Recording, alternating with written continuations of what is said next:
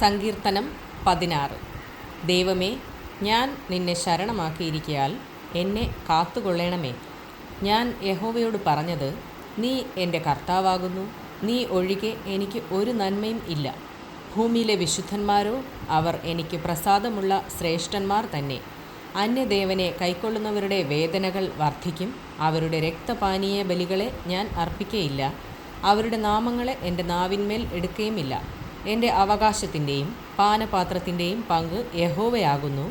നീ എനിക്കുള്ള ഓഹരിയെ പരിപാലിക്കുന്നു. അളവുനൂൽ എനിക്ക് മനോഹര ദേശത്ത് വീണിരിക്കുന്നു. അതെ, എനിക്ക് നല്ലൊരവകാശം ലഭിച്ചിരിക്കുന്നു. എനിക്ക് ബുദ്ധി ഉപദേശിച്ചു തന്ന യഹോവയെ ഞാൻ വാഴ്ത്തും.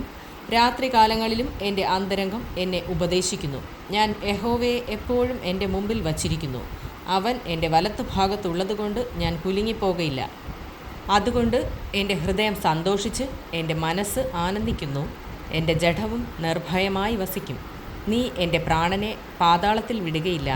നിൻ്റെ പരിശുദ്ധനെ ദ്രവത്വം കാണുവാൻ സമ്മതിക്കുകയുമില്ല. ജീവൻ്റെ വഴി നീ എനിക്ക് കാണിച്ചു തരും. നിൻ്റെ സന്നിധിയിൽ സന്തോഷ പരിപൂർണതയും നിൻ്റെ വലത്തുഭാഗത്ത് എന്നും പ്രമോദങ്ങളും ഉണ്ട്. ആമേൻ.